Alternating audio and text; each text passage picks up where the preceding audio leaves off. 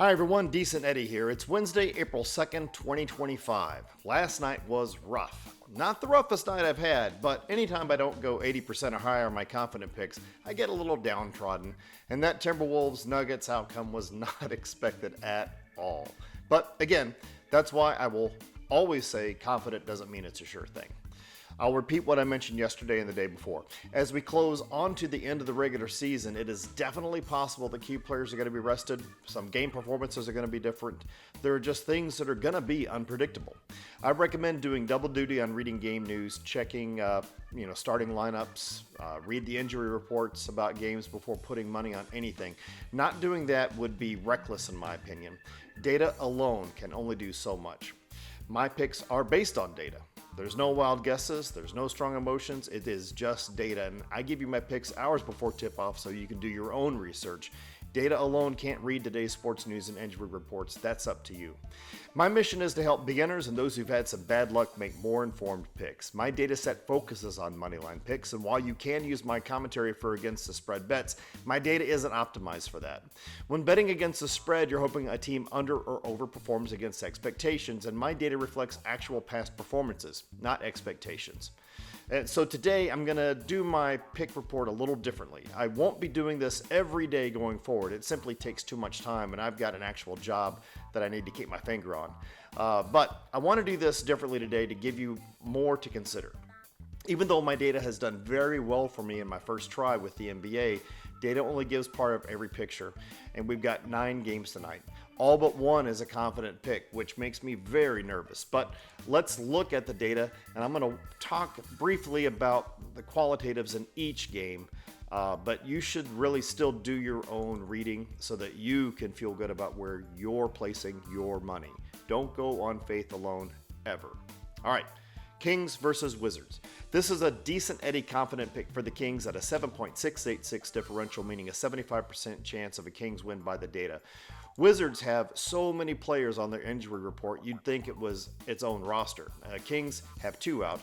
Kings also need the win to hold on to the 10 seed, and it could be said the Wizards have nothing to play for. So moving on, Hornets versus Pacers. This is a decent Eddie confident pick with a very strong 14.671 differential, pointing to an 80% plus chance for the Pacers to win at home. The Pacers are playing for playoff positioning, and it's important for them to keep winning because they want to earn home court in the first round of the playoffs. They'd rather not play in Detroit if they can help it for sure. Pacers are 25-10 at home. Hornets are 7-30 away.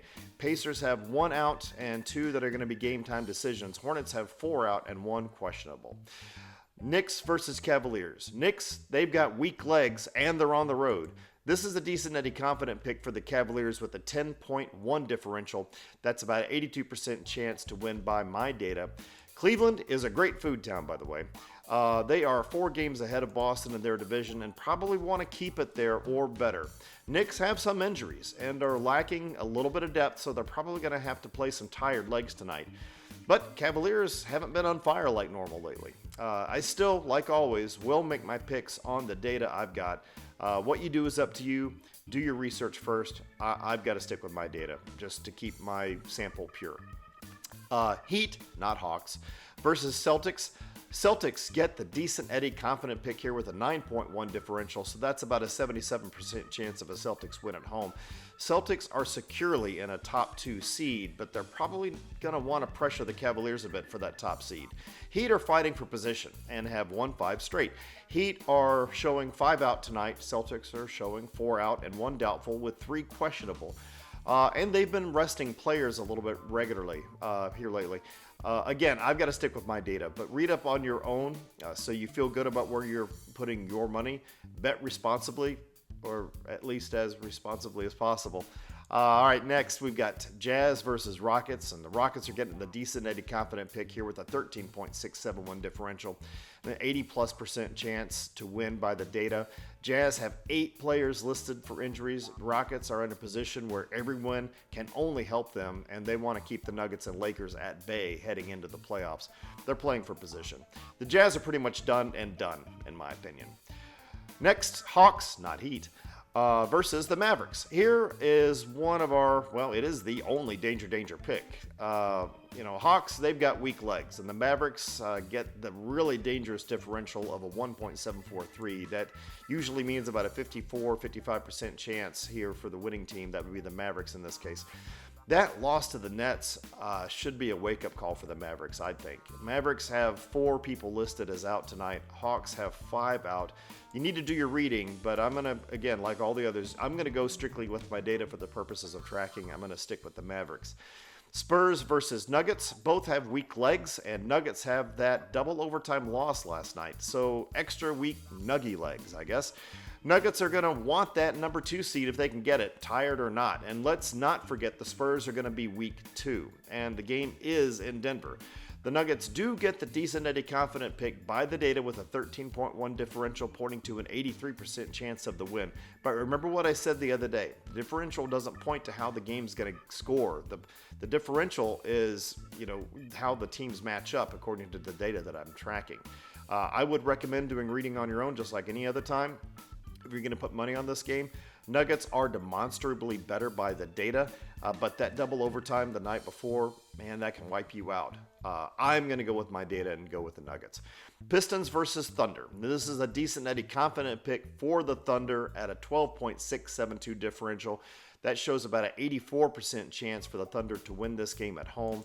Thunder, they've got 5 listed as out. Pistons have 4 out and 1 doubtful. That's Cunningham, whose absence can be felt. But the Thunder has a comfortable lead in their division, and the Pistons are playing for position. Is winning 70 games worth potentially wearing down some of your key players before the playoffs for the Thunder? I can't answer that. Like some of the other games here, I'm going to go with my data, and that means Thunder. But you have to come to your own conclusions. It is your money. And wrapping up, it's Pelicans versus Clippers. Clippers have the decent Eddie confident pick here. The differential, I can speak, I swear, but I'm only going to do this. I'm doing this in one take, guys. This is a long one. The differential is a 12.028. And that's about an 84% chance in favor of the Clippers, who want that number 6 seed if they can get it and keep it. Pelicans have 8 out tonight. Like the Jazz, they're pretty much done for the season by the looks of things. So, quick recap. My confident picks, the ones I'm going to go with just because it's my data: Clippers, Thunder, Nuggets, Rockets, Celtics, Cavaliers, Pacers, Kings.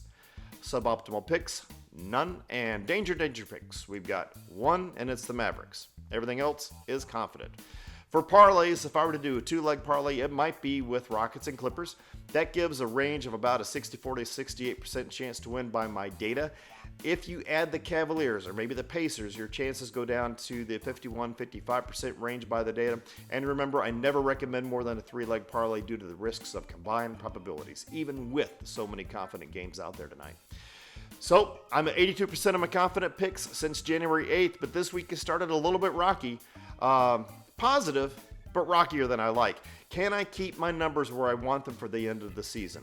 Time will tell. Remember, this is for entertainment and my accountability. I share my picks before the games, not after. Always do research before placing any bets no matter what, and no matter whose advice you're using, take nothing on faith.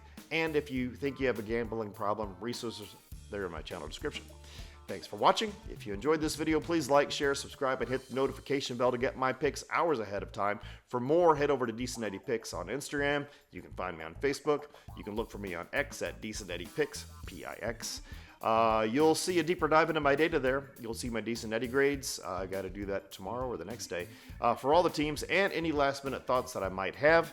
Let's see what happens tonight, though. This is Decent Eddie signing off. Have an awesome day.